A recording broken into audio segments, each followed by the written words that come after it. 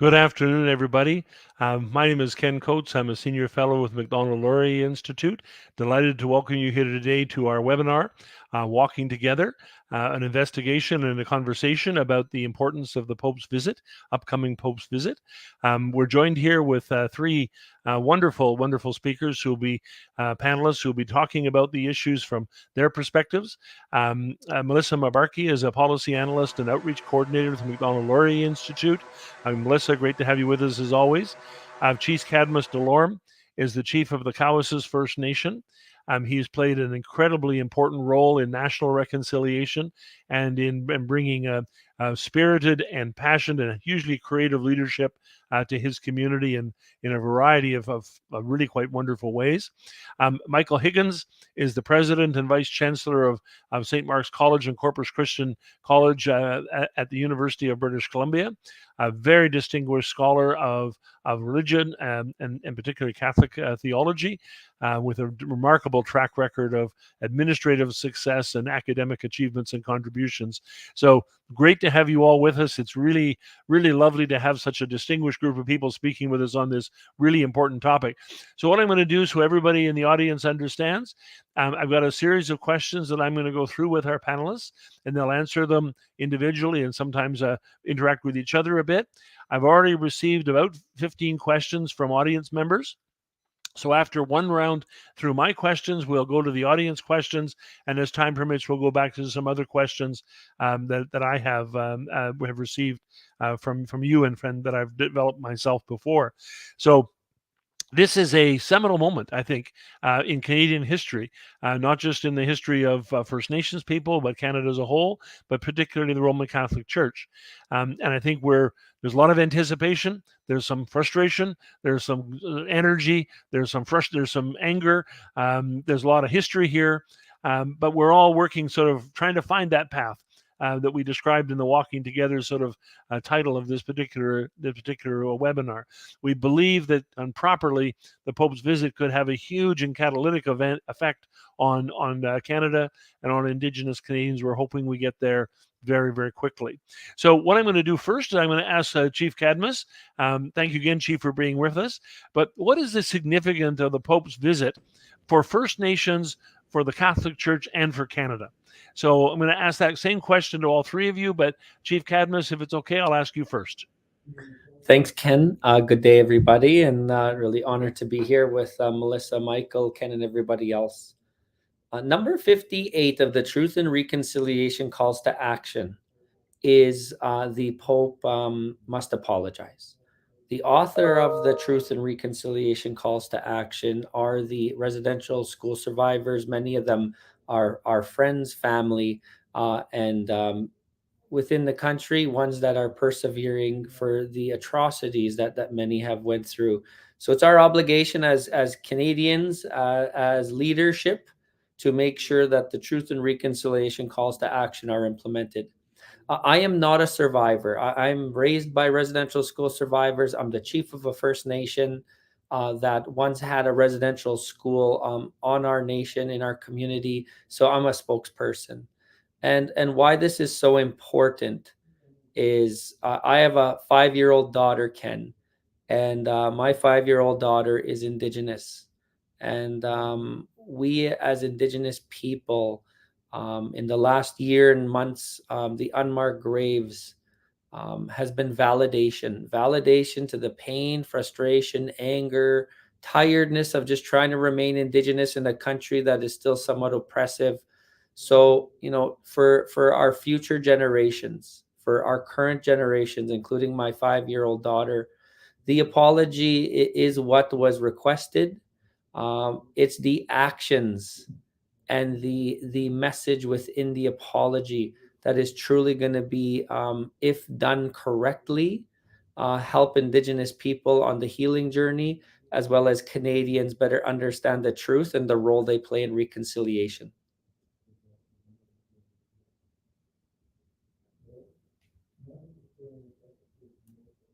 Oh, you're on mute, Ken. We're going to come back and talk about that phrase about done correctly. through the rest of this webinar. So I'm really looking forward to your thoughts on that, because that really does stand out as the most important issue of the time. Melissa, can I get your thoughts, please? I come from the Muskowgan First Nations community, where our residential school is still standing. So an apology to my community would be a start for healing. It would start a path of reconciliation. It would give them, it would allow them to truly embrace, that apology, and to be able to come up with solutions on how we can move forward.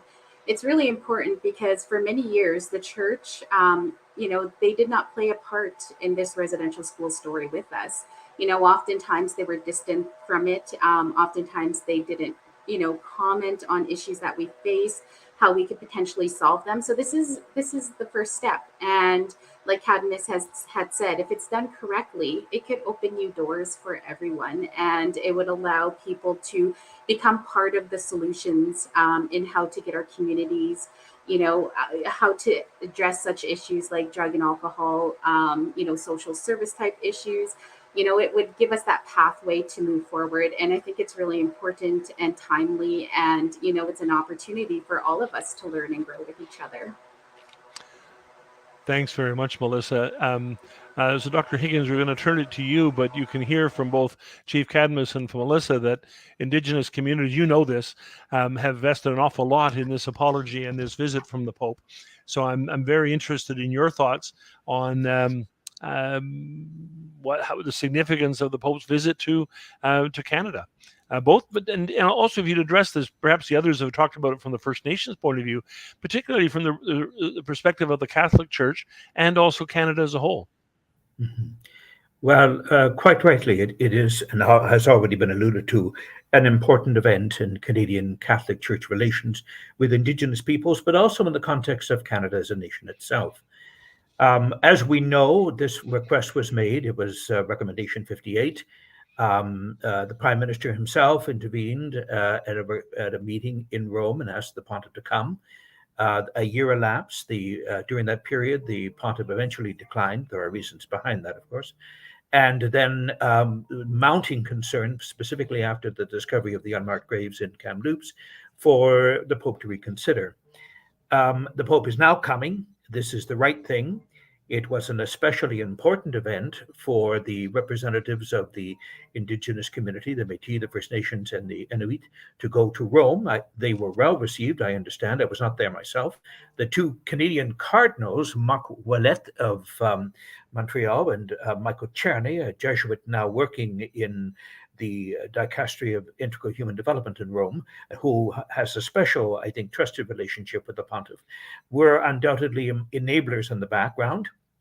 The Canadian Conference of Catholic Bishops did its work. I think rather in a delayed way. It would have been much better had they been more forthright and direct in the earlier years. But anyway, we now have the Pope coming. Expectations of what the Pope can and will do, of course, will depend greatly on what is plausible, what is reasonable, what is in fact doable during a time frame that's already rather constrained. Expectations may be met in some circumstances, not met in other circumstances. For me, speaking as a Roman Catholic and as an analyst of the Church, I don't speak as a spokesperson for the Church. I'm a Roman Catholic scholar, and so I'm deeply embedded in the Church, but I don't have any official position in the Church to speak on the institutional Church's behalf. What I would want from the Pontiff is a continuation of what he has already expressed in Rome and elsewhere in various travels during the currently 9-year pontificate. One has to remember this isn't the first papal visit to Canada. It is in fact the fourth. John Paul II came and in an official state visit, went right across the country. He was prevented from going to Fort Simpson, which mattered to him greatly. He came back specifically for this on an extended American tour a few years later. He then came again, the same pontiff in the early part of this decade, the early part of the century. And of course, John Francis is coming now with a very specific mandate, a very specific imperative. This is not a kind of general pastoral visit. It has a unique focus, one that I think that he takes very seriously, and certainly the majority of Canadian Catholics take seriously, and many of the Catholic leadership. So I'm look forward to this. I've come to be surprised by what Francis does. He doesn't always follow protocol. He does some amazing things. So he won't necessarily operate according to script. So we could have a few remarkable epiphanies. Thank you very much. And I hope remarkable epiphanies would be a blessing for all of us if we can see that transformative sort of value system and approaches take hold. Chief, if you don't mind, I want to ask you a quick question and add a second one to the end of that. The story of the graves in your community knew they were there. And in fact, people in your community, many others, have spoken out about this for many years. And it took those events in 2021 to grab the nation's attention and even to grab the world's attention. This has attracted a whole bunch. So my questions are twofold. Number one, it must be very, very frustrating for it to have taken so long for the world to cotton on to the problems and the depth of the problems associated with residential schools. So I'd ask you to address that.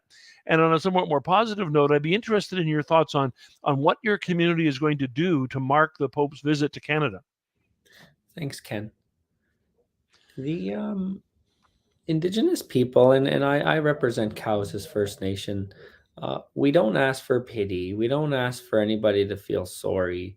We as and I was born in 1982, and what has transpired over generations of the Indian Act with imprisoning the minds of Cowessess people, residential school for trying to brainwash Cowessess people.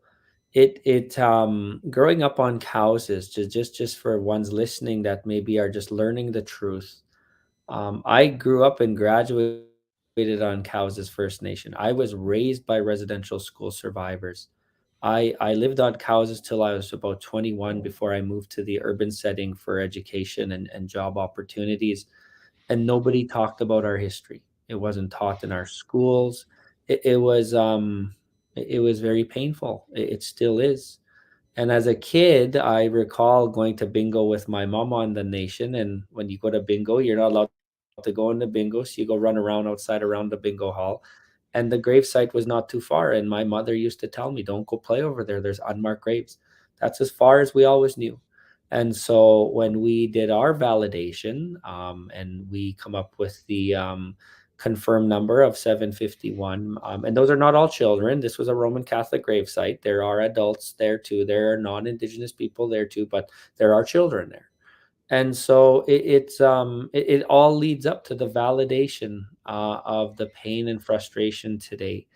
And so when the Pope comes to Musqueam, which is in the area of Cowessess, because he's coming to 3 areas, and this is his first stop on Monday, we decided as a community and as a nation that some might want to go to Musqueam, Alberta, so we're going to help them.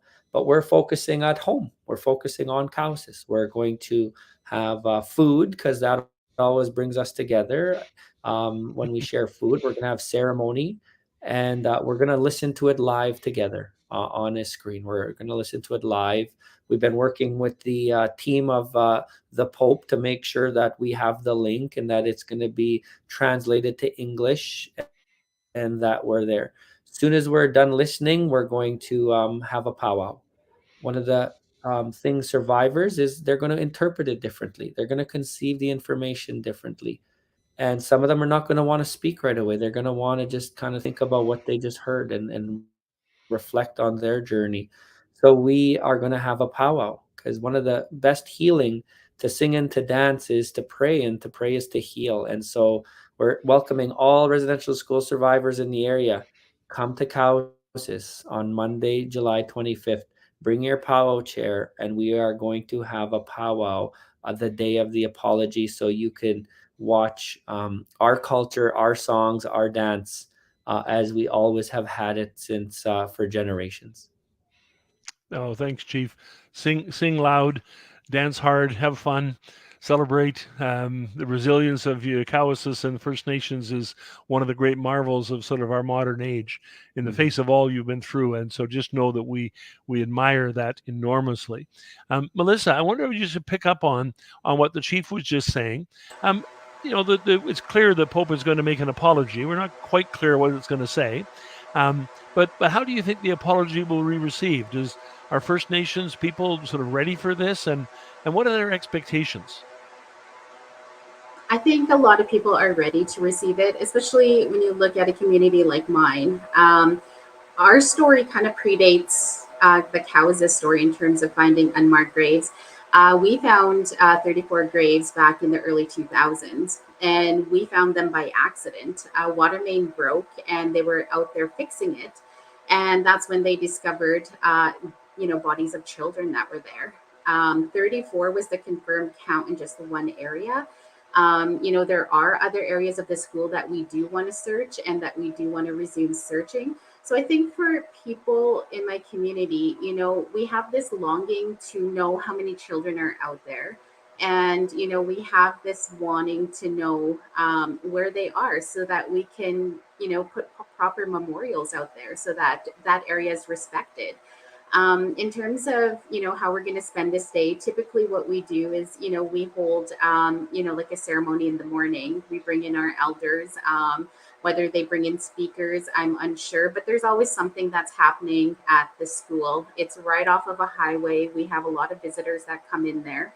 And, for the community, they want to share their stories. And this is one way that, they can share their stories of what happened.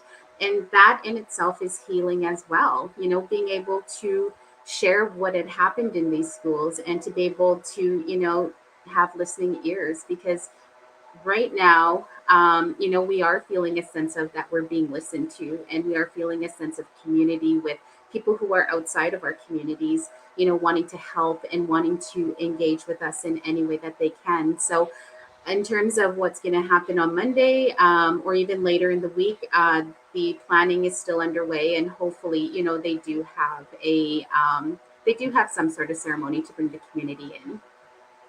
Great. Thanks, Melissa. Michael, a somewhat different question for you, if you don't mind. And then I'm going to take a few of the questions that our participants, our audience members have sent in. Canadians don't really have, I don't think, a sort of a uniform sense of the Pope and the Pope's broader agenda. And of course, in Canada, the whole issue around First Nations, the apology for the residential schools, and the broader sort of cultural imperialism that the Catholic Church brought with it from Europe to North America is pretty front and center.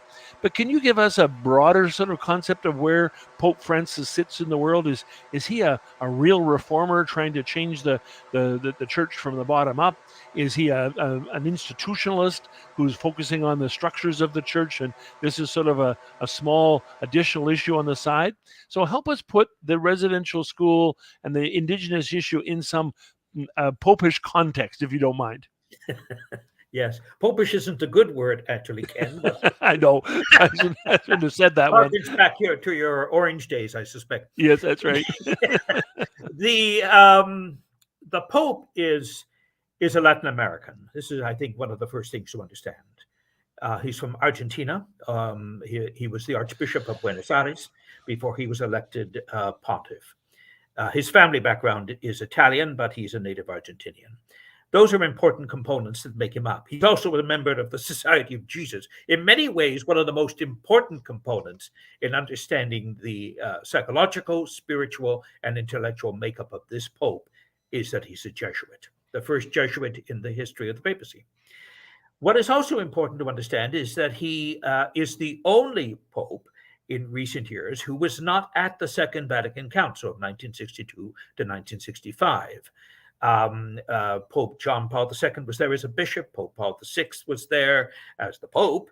Pope John Paul I was there as the Patriarch of Venice. Pope Benedict was there as a peritus or a theologian. He wasn't a bishop at the time. Francis was not.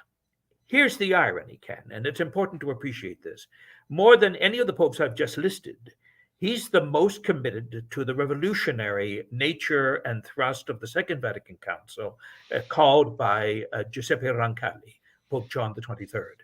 So Bergoglio is kind of at the other end of the spectrum. He wasn't there, but in an important way, he is there on so many key elements. Two important elements, and they're helpful to our discussion today. One is the Second Vatican Council changed the way the Catholic Church understands its mission. It's called missiology. And our approach to mission for many centuries was a simple one. And that is you go out and you convert the multitudes.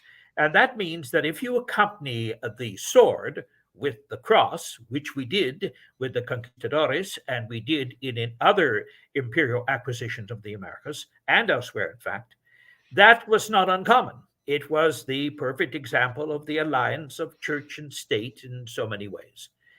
The Second Vatican Council turned that missiological model on its head.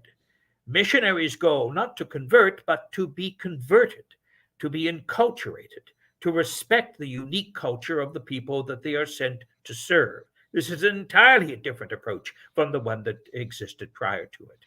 And that, I think, is important because Francis himself is grounded in the theological revolution that occurred, and it was a revolution. Some kind of downplay it, I think, unwisely. It was an effort to change the way in which the church thinks about itself and about its mission. It's still in the process of incorporating and trying to integrate many of its own revolutionary ideas.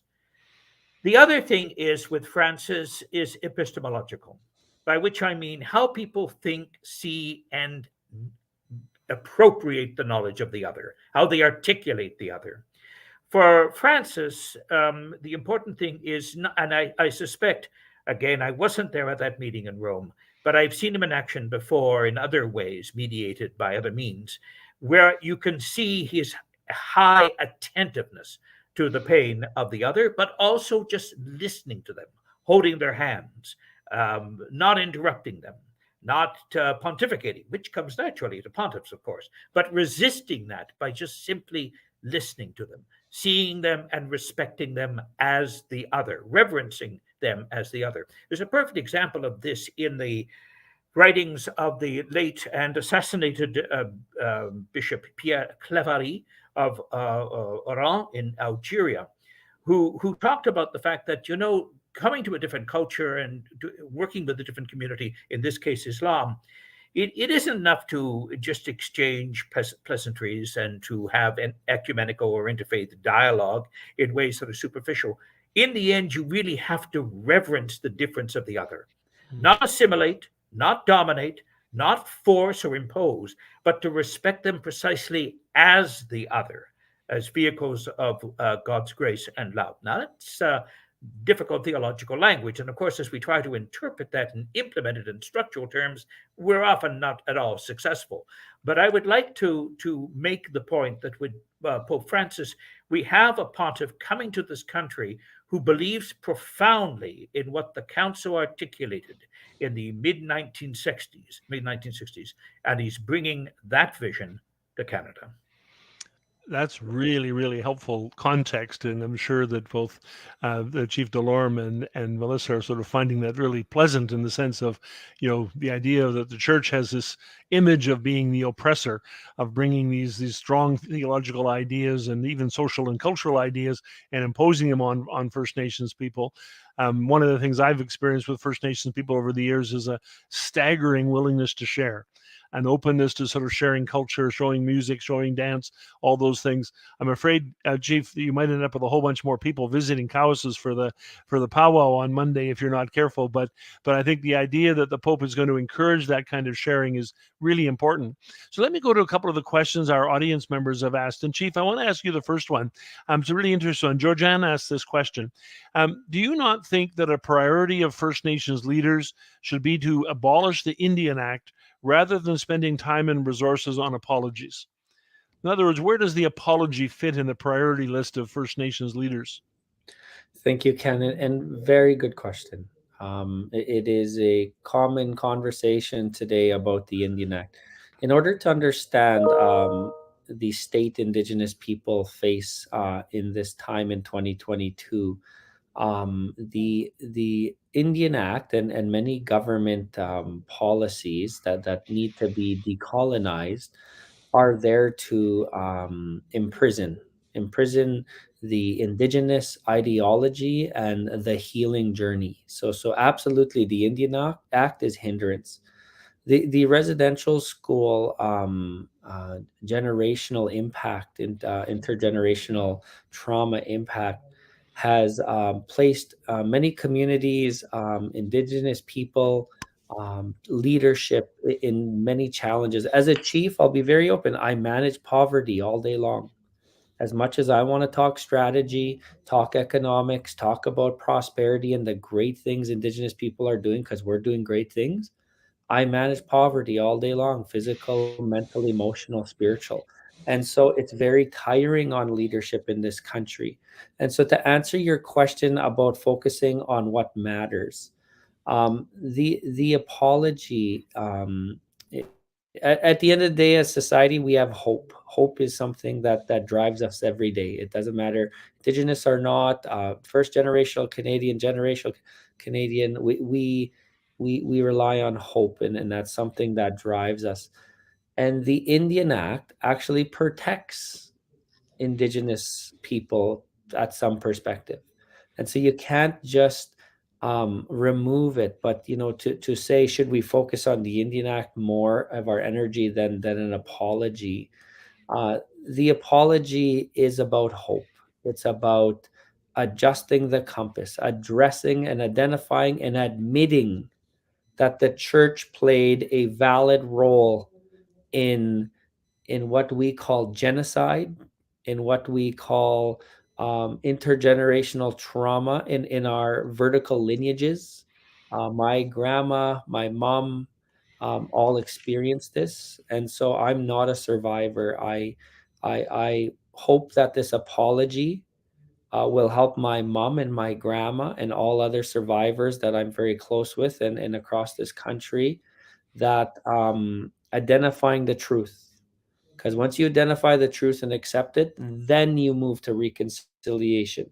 You cannot just jump to reconciliation and start abolishing the Indian Act, which is important as well. So we must. I have so much more to say, Ken, and everybody else, but I'll leave it at that for now. Hopefully, that kind of shed light in our conversation. It sure does, and it's really important to you think of all the changes we've seen in Indigenous affairs and church affairs over the last while.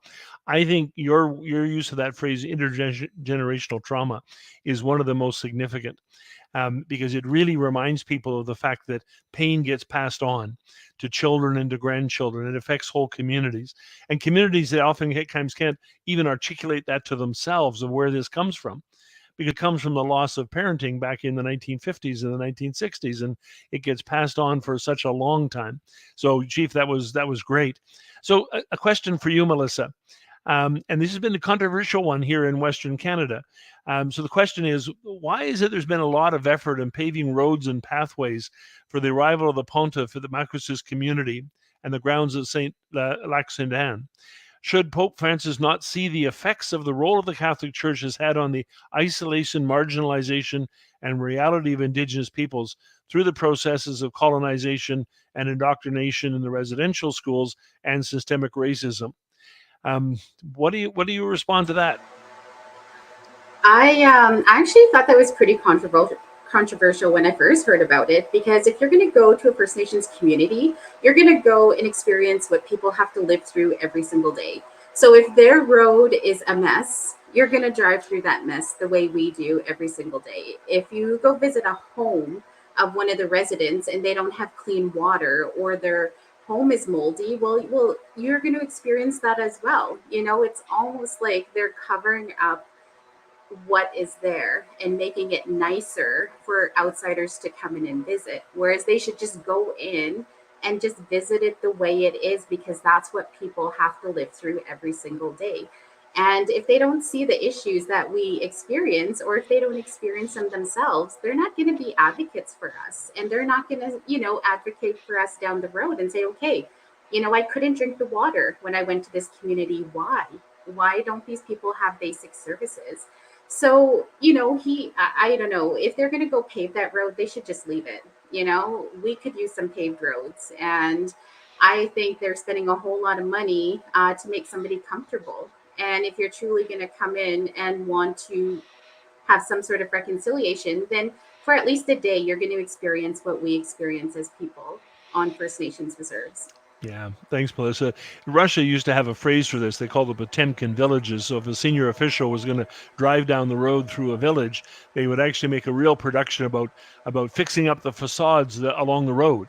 So the senior official would drive around and say, "Boy, this is a prosperous town. And look at all those freshly paced buildings. In behind, the buildings were falling apart. There was no running water. There was no sewage, right? But the senior official just saw a wonderful, modern, very sophisticated little community." And so that's the concern here, is that you're masking something that's very important. And obviously, clearly, as Michael's pointed out, that the Pope understands the reality of that hardship and the pain and the marginalization. But you're basically saying it'd be kind of nice if they confronted it, straight on. So Michael, let me put you on trying to explain this in the context of the opportunities available to the Pope and the difference between sort of a personal apology and an institutional apology. So we have a question here from Harry, who asks, a personal apology is not needed. What is needed is a recognition of the institutional sin that resulted in such dire consequences for Indigenous people. Is that likely to be offered? Will this be a personal apology or an institutional apology? I'm not sure which tack he will take. Certainly, there have been several instances in which the personal apology is linked with an institutional apology. He's the Bishop of Rome. He's the head of the Roman Catholic Church for sure. And so it's not a matter of detaching that and saying, well, here's Jorge Mario Bergoglio's personal apology. As the representative of the church, of course, it then is also a recognition of the institutional sin. This has been accepted actually in several quarters in the Vatican. Pope John Paul II, for instance, prior to the millennial year, had a series of public instances calling for reparation. We've had numerous papal apologies over specific issues of egregious injustice in which the church has been a participant. I think a couple of things that I'd like to say around this is in relation to how you frame the question. What impact does the apology have in terms of the moral and historical expectations of all the participants? What's a deliverable, really? What can we do in this particular case? This seems to me highly important to appreciate because of debates and conversations about the impact of papal bulls.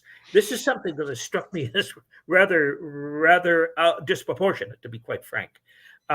Their papal bulls are issued all the time. We've centuries of bulls. We're up to our eyeballs in bulls. And popes revoke bulls. The wonderful example that we have in many cases is the abrogation of bulls simply by default. I mean, we had a bull that excommunicated Elizabeth I of England by Pope St. Pius V. That didn't go very well.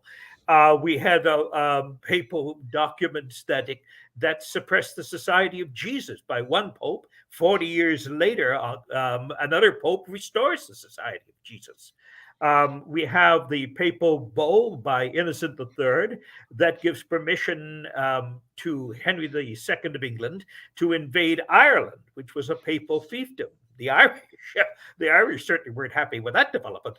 And in the context of what we now call the principle, although some call it the doctrine of discovery, it's basically the principle of discovery. It was issued by Alexander VI, Spanish Borgia, and in no small part, although never formally revoked, popes don't tend to do that on the whole. They tend to ignore or they tend to modify or whatever. Pope Paul III, a reforming pope, went entirely in a different direction than Alexander VI. Now we know, unhappily, the way the church and the state worked in terms of the conquest of the New World, how they actually implemented one and basically ignored the other is a perfect example of what happens when politics and the gospel are in alliance. It doesn't often work. And one of the reasons Francis is coming, and one of the things he said in his official statement, which he also said in earlier contexts, is that very often the bringing of the gospel actually contradicted the very nature of the gospel. In other words, it became a counter witness. The way we implemented our conversion strategies, if you want to call that, was in stark violation of the gospel imperative itself, and therefore became a counter witness. So it seems to me there are many layers: historical, theological, pastoral, and I fully appreciate what Melissa and Chief have been talking about, the really practical things on the ground, the actual existential realities we're facing with now, not just with theoretical systems. But popes operate within a large continuity of time and legacy and responsibility.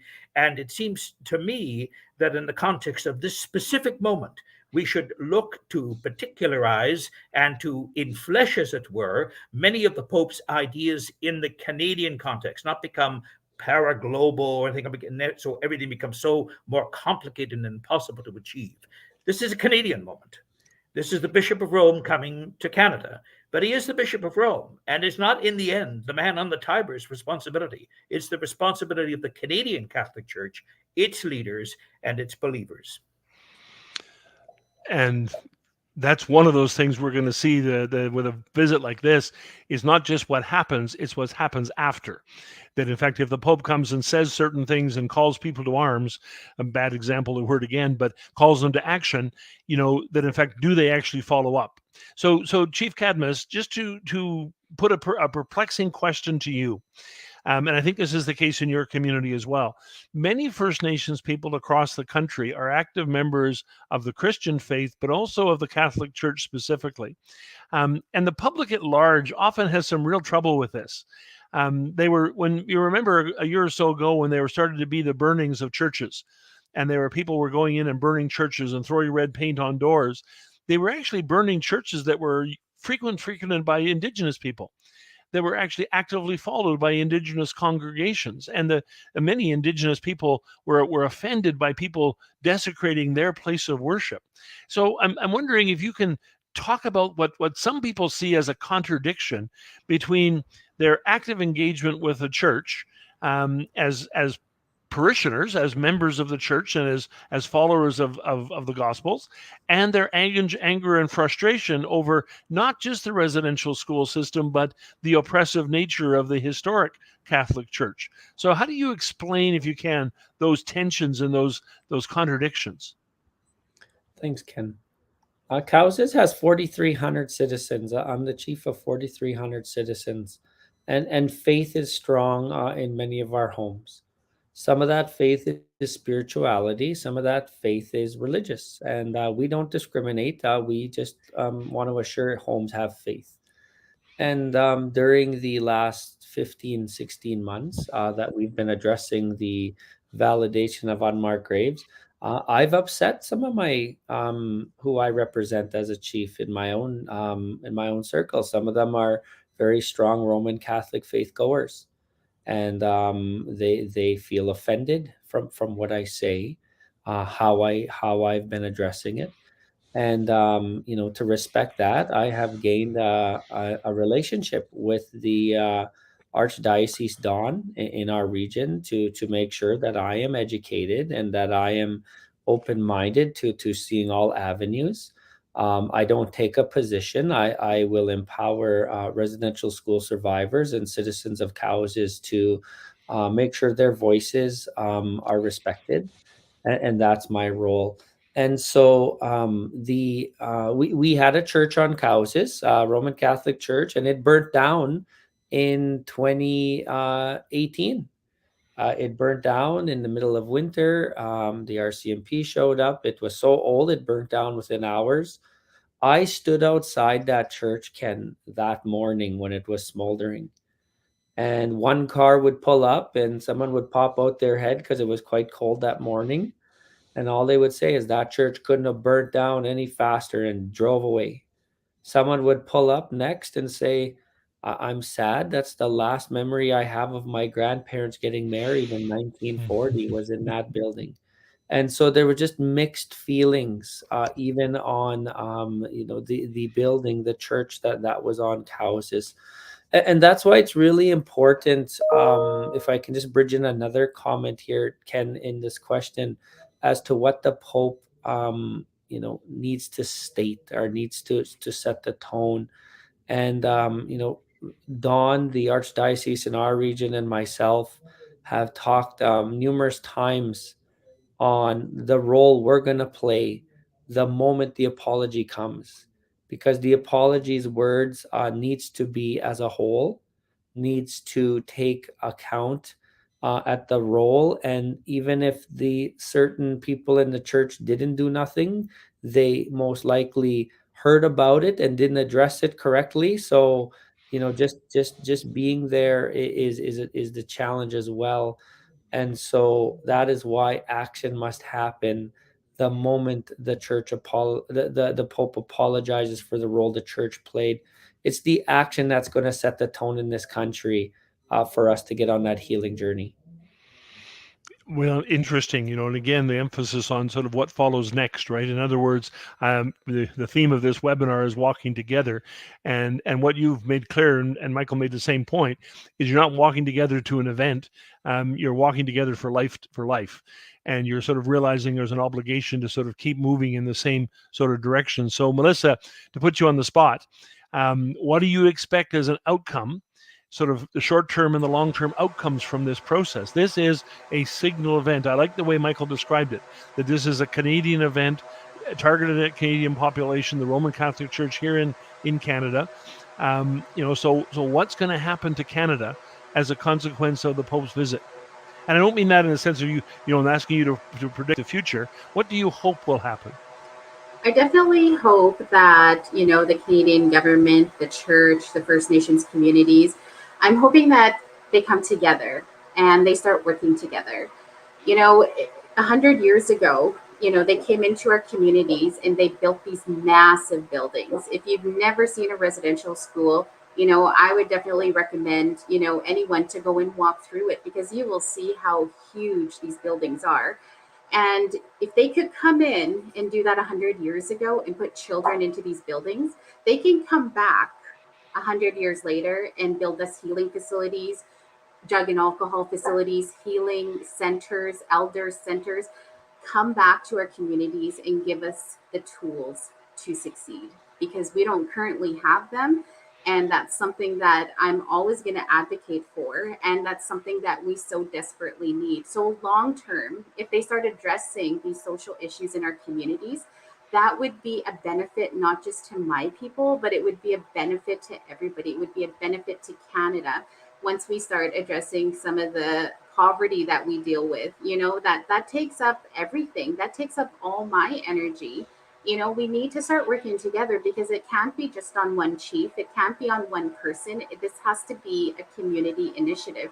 And I do hope in the future that all three come together and we start working together for the people, for the survivors, because this is what they need. So, Melissa, just to push you a little bit further, not to push you is the wrong phrase, but I'm just interested if what can the church do specifically that would sort of really help the communities move forward? So the Pope's going to apologize one way or the other, and I guarantee that some people will be satisfied and other people will be dissatisfied. It doesn't matter what the Pope says; there'll be people in both directions, right? But the apology is only the starting point. So what do you expect? What does your community expect from the Catholic Church over the coming years? Do you want them to be advocates with government? Do you want them to stand beside you? Do you want them to do poverty amelioration efforts with the community? What do you expect from them? I grew up in a community, where we worked together with the church. We had, sisters come in and hold summer camps for kids. And I would be engaged in these summer camps because that was the only thing that we could do in our community. We had no other resources. I think if they come in and they help us build youth centers, because that's one of the things that had changed my life over the years. If I hadn't had that active engagement during the summer months, I would have been probably one of the thousands of lost children out there. And they have to meet us halfway. It can't all be religious based. We do have to come to a consensus on how this is going to move forward, but this is where the discussions happen. And if the church can look at their neighboring Indigenous communities and ask them, what do you need? How can we come and help you? Are you still waiting on church records of where children are buried? It's stuff like that, initiatives that the church can actually do, tangible things that would make a difference in our communities, that needs to happen. And we can have very productive relationships. Like my grandma was a Catholic and she was a residential school survivor, so it kind of goes back to the previous question on how that could actually work. It worked to a certain extent in my community. If they could take away kind of the religious aspect of it and just see the people as people and generally wanting to help them, we would be a lot further in 20 years than we've ever been. So I'm kind of hoping we see tangible items come in and, long-term relationships, because this isn't just one day. This isn't just an apology. It's going to be a relationship going forward. That's well spoken. Absolutely. So, And Michael, before the next question, can I just respond to Melissa for a minute? Absolutely. Okay, because I think the number of points she makes are very important. One thing that I think we should keep in mind is that though proportionately there is a greater emphasis on the Roman Catholic Church, it's not just the Roman Catholic Church. So the other churches, the United Church of Canada, the Anglican Church, the Presbyterian Church, all of whom the other churches have honored their commitments in ways that sometimes shame the Catholic Church. We need to move forward collectively as churches. So it can't just simply be the Roman Catholic Church does this. The Roman Catholic Church needs to work in concert with its sister churches, because then I think the effect will be both more cumulative and more desirable. The other thing is there have been and are various initiatives, usually driven by religious orders. For instance, one that I'm familiar with, the Society of Jesus, produced a dialogue guide on justice and right relationships out of its Jesuit Forum for Social Faith and Justice. And these are concrete actions. They're not efforts to proselytize. They're not efforts to impose the Roman Catholic faith. They are efforts to understand, to be co-sympathetic. Certainly the Jesuits, for instance, in working in Spanish in Ontario, the Anishinaabe Center in particular, have been key to building where there have been ruins, to strengthen points of unity and connection, to find communion, if you like, where it has been shattered by past experience. So there are a number of different initiatives from a number of different of the orders and congregations that are doing a positive work. How we coordinate this, how this works in a constructive way with all the partners, with the Indigenous leadership, the Indigenous communities, the federal government, the provincial government, the various churches, that's the huge challenge. But in many ways, we are up to it. I mean, we did have the Truth and Reconciliation Commission, which is a marvelous example of cooperation in so many ways. So how we can follow through from this after the Pope's visit seems to be very important in terms of not limiting it specific to certain sectarian or historical factors, but moving beyond that by creating a new momentum for correction and development. Wonderful, Michael. And I think we'd all agree that momentum has to really focus on sort of empowering Indigenous communities to make their own choices and to address their own priorities, which is a real challenge. We talked about the Indian Act, and we talked about the role of government, and the residential schools were funded by government, and they were a government instrument as well. So Chief Cadmus, I wonder if Shannon asked this question. It's a really interesting one. What understanding of the word reconciliation do you want the Pope to have? Thank you, Ken. Again, please, I'm not a residential school survivor, and I just want to give the respect to survivors that they will be asking or seeking certain words said. One of the things as a chief and as someone who is helping nudge my nation with my leadership to stronger days ahead is I would want the Pope to recognize Indigenous people. We have always had inherent rights and always will have inherent rights. The doctrine of discovery from within the church centuries ago has built the United States and Canada on a fictional law that somehow we were uncivilized people.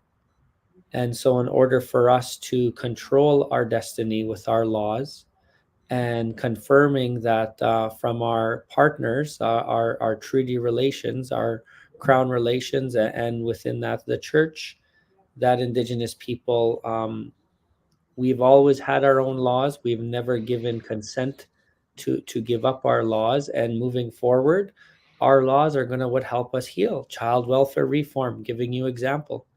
Cowessess First Nation is exercising child welfare reform. We have no children in care on Cowessess Reserve anymore. We're helping mothers go back to school. That's the biggest challenge moving forward in our healing is somehow a doctrine of discovery.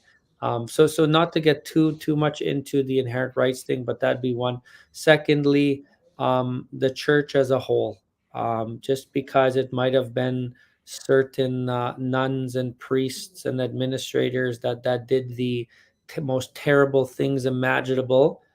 The entire church did not step forward to protect when they were in that parent role or that role of understanding.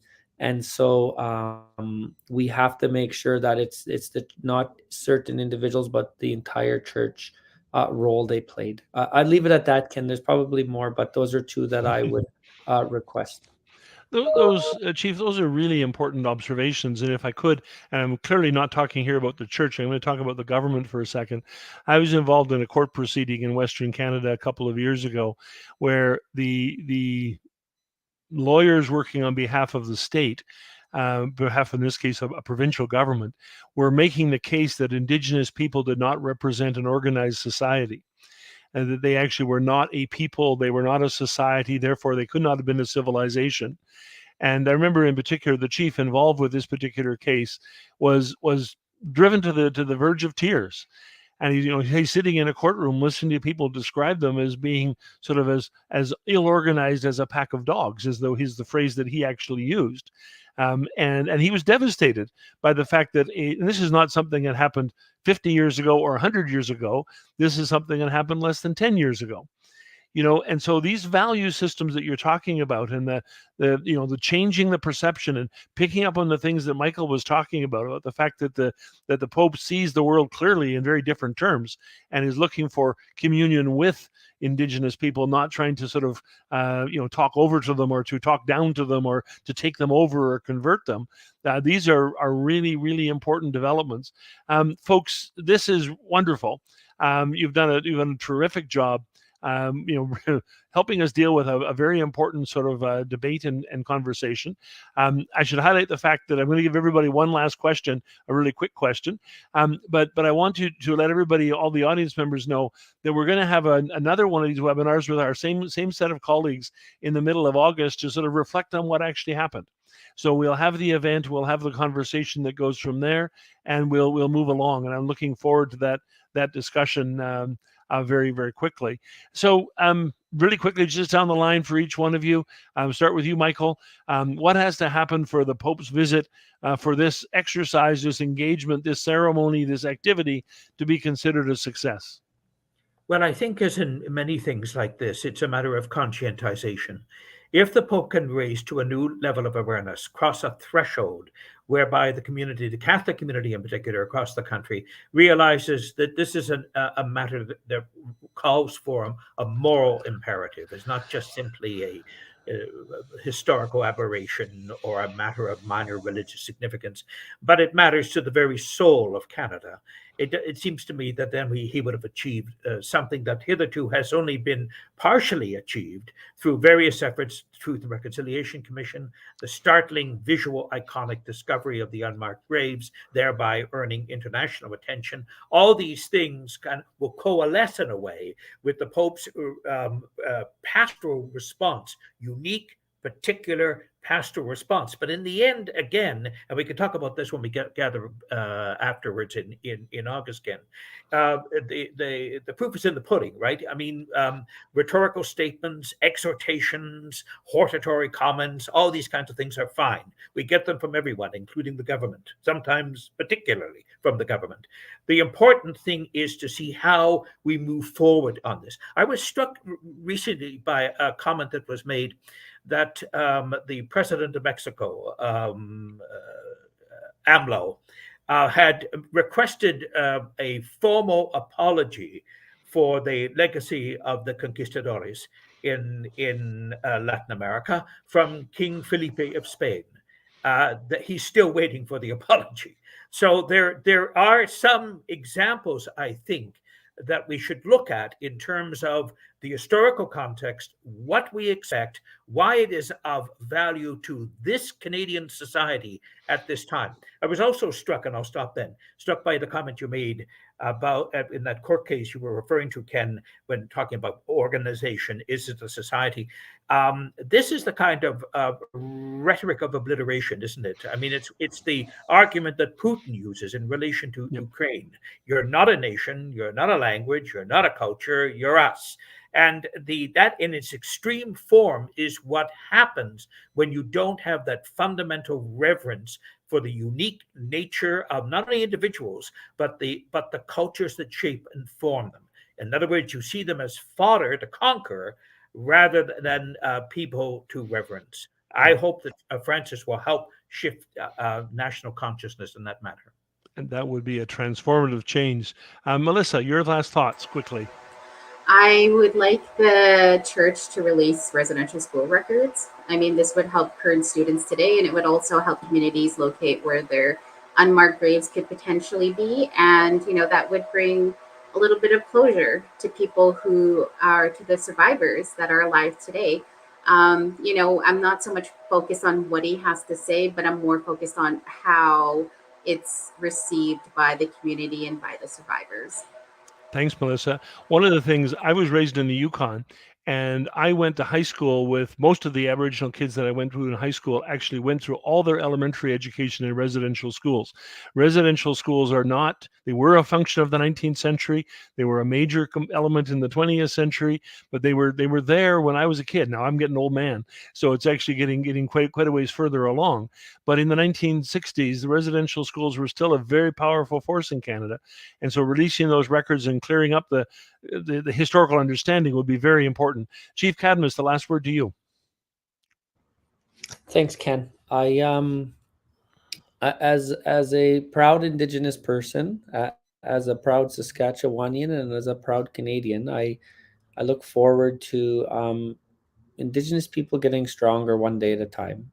And as many of my Canadian friends and family, the unmarked graves was shields down and admitting you don't know much about the truth between Indigenous people and Canada. The Pope is coming to our country in a week and a couple of days, and the words will be shared. And let's leave it up to the survivors to decide. Let's not come out with our own position. And then secondly, that's when real action starts, is the moment after the apology. Work with our local churches, work with our local Indigenous communities and nations. And I guarantee you in one generation, our kids are going to look back at this moment and said they really did change their compass a little bit for better tomorrow for all in this country. Beautifully spoken, Chief Cadmus, and I truly hope that's what happens. And I hope it isn't a little bit. I hope this is one of these events. We have them happen from time to time where people's eyes get opened in new and exciting ways. And I hope, and I speak on behalf of the non-Indigenous people, myself included, who are listening in today, that the challenges that your communities face, Melissa and Chief, are actually challenges for all of us, and there are collective responsibility to deal with us. And the strength that you so desire will actually strengthen our whole country. You will not be a strong Canada when we have disrespected and mistreated Indigenous people so profoundly, but we still have not dealt with this. Let's hope that the Pope's visit coming up in the next little while will actually be the start of that transformative process where we see the world differently and we find new friendships and new partnerships. This has been a wonderful, wonderful event. I thank you all very, very much. Chief Cadmus Delorme from Cowessess, appreciate this very much. Melissa Mbarki from Macdonald-Laurier Institute, great to have you with us. Michael Higgins calling us in from Yellowknife. Thank you for joining us today. We've tentatively planned the next event for the 11th of August. We hope to see you all then. Thank you, everybody. Wonderful having you with us today. Goodbye. Thank you, Ken.